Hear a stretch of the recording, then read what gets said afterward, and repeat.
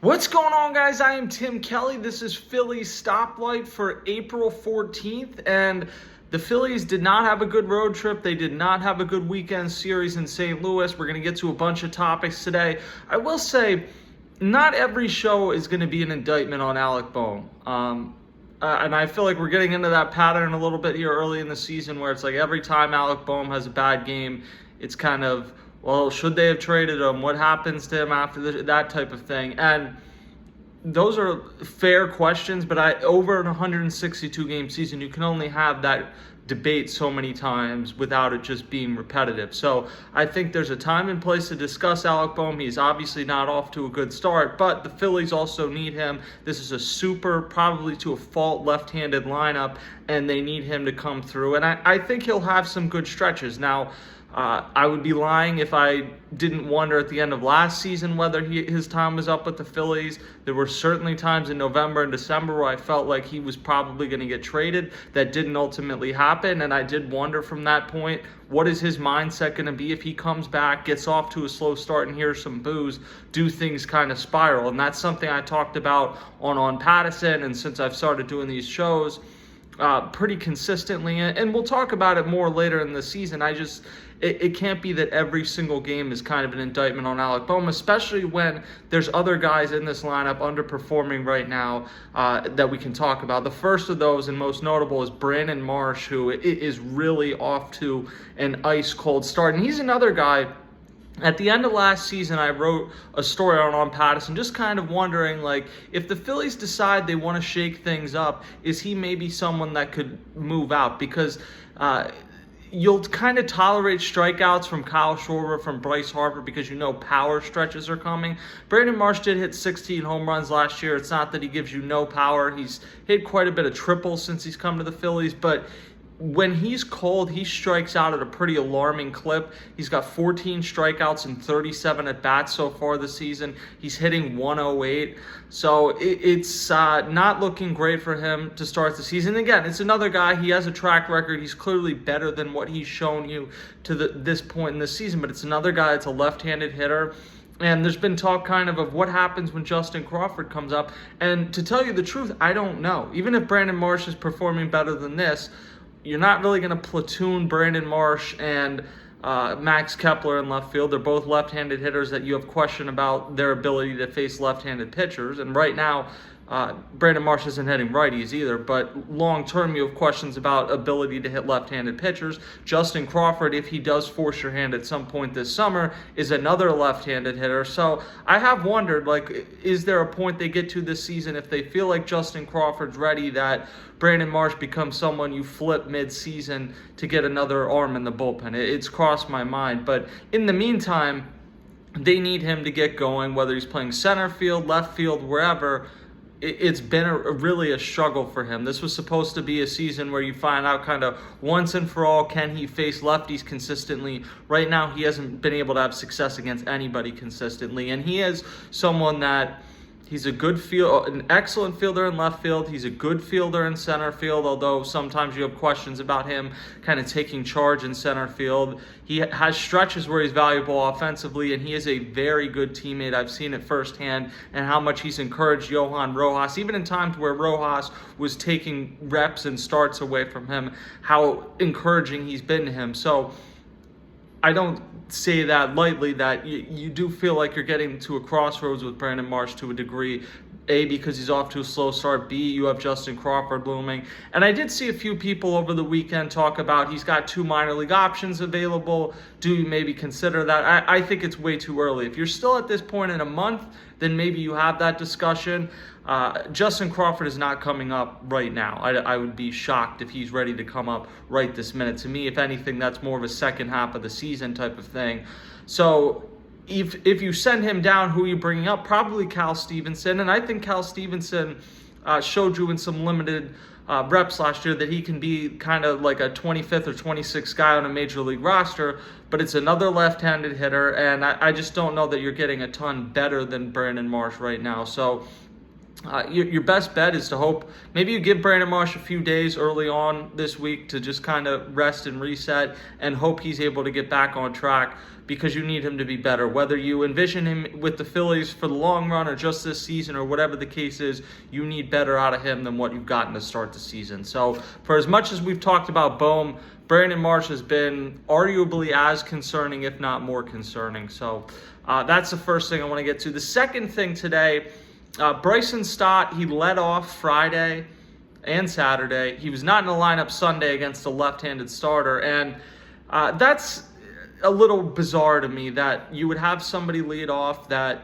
you feel, and I get it, his numbers are much better against righties than they are against lefties, but in a lineup where you have so many accomplished players, to be leading off somebody that you don't trust, and part of that's because of Edmundo Sosa, but that you have questions about him hitting left-handed pitchers, that is a little bit perplexing to me that would be the guy you lead off. Not to say he shouldn't be in the lineup, and maybe he deserves more opportunities and will get them against lefties as the season goes along. He clearly has hit better against righties in his career, so I understand hitting him higher in the lineup against righties and lefties, but to have him go all the way to the leadoff spot, I was a little bit surprised because Rob Thompson kind of shut down that possibility in spring training. I thought it's something in the offseason they might tinker with, is having him lead off. Rob Thompson basically said, even if you're facing a righty starter, you run the risk of having a lefty reliever come in, and then you have 3 out of your top 4 hitters are lefties, and they're facing a left-handed reliever. And Bryson Stott came up in a crucial spot Friday night against the Cardinals. The runners on, and he had a bad at-bat that ended in a strikeout. And for as much as we talk about, oh, who do you want to be the first batter of the game for you, those are the other scenarios I think that get lost in this discussion. Is you lead off, you're guaranteed to lead off once in the game, and that's in the first inning. After that, you may very well be coming up with guys on. And I would say first inning, I'd still rather have Kyle Schwarber or Trey Turner come up because, in my opinion, they're better players. But certainly in that scenario Friday where you have the leadoff hitter or the top of the lineup coming up again and you already have runners on base, would you not have rather had Kyle Schwarber or Trey Turner up in that spot?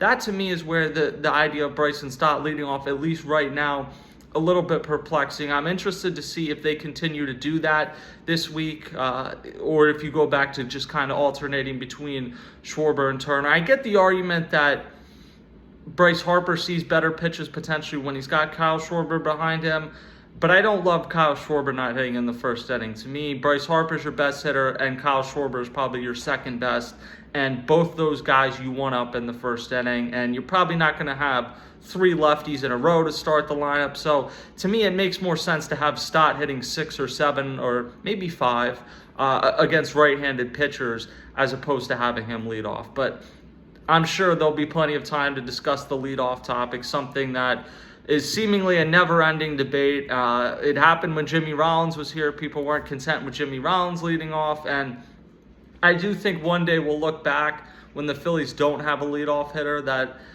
they trust and say, why was everyone so concerned about whether Kyle Schwarber was the perfect leadoff hitter?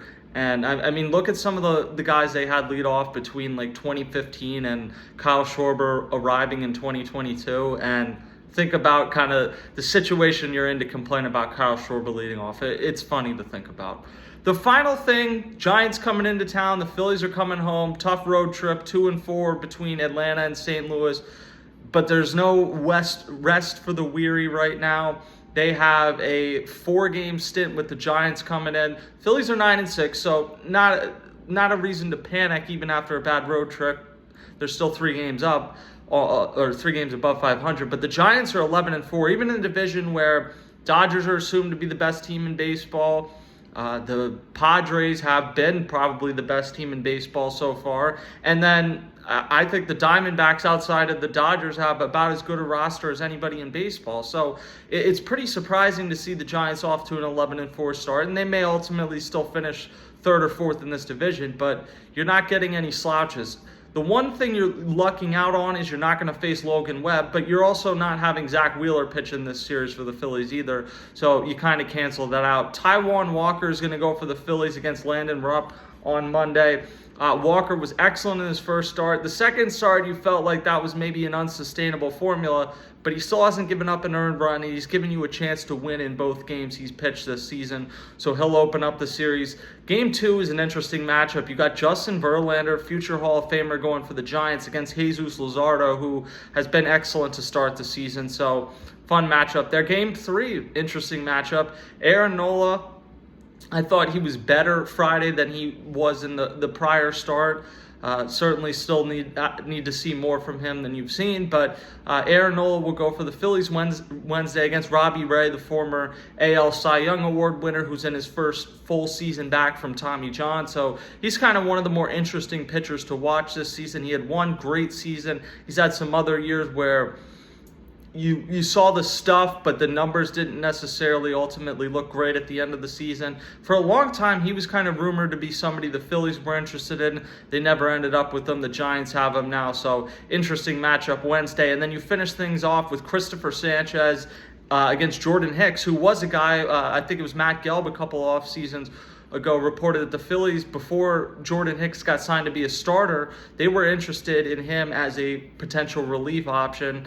Can throw 100, can throw well over 100 actually. So he had a nice season transitioning into the starting rotation last year. Christopher Sanchez, obviously coming off an all-star season. So 4 interesting pitching matchups, even without Zach Wheeler and Logan Webb pitching in this series. Obviously, the Phillies need to get back on track in this homestand. They got a 4-game series with the Giants, and then the Marlins coming in for 3 right after that. So it will be a fun week ahead, and you're getting to the point of the season where you're starting to really get a feel for who are some of the good teams, what are some of the real pros and cons. You actually have a bit of a sample size after a few weeks in the season. So you can finally start to make some evaluations at this point. It's difficult the first couple weeks of the baseball season to cover baseball because if the team's good, you don't want to jump to any conclusions. But if the team struggle, you don't want to jump to any massive conclusions either. You're starting to get a little bit of a sample size now, and we'll have even more after this week. For now, I'm Tim Kelly. Check out everything on Pattison, and I will talk to you guys next time.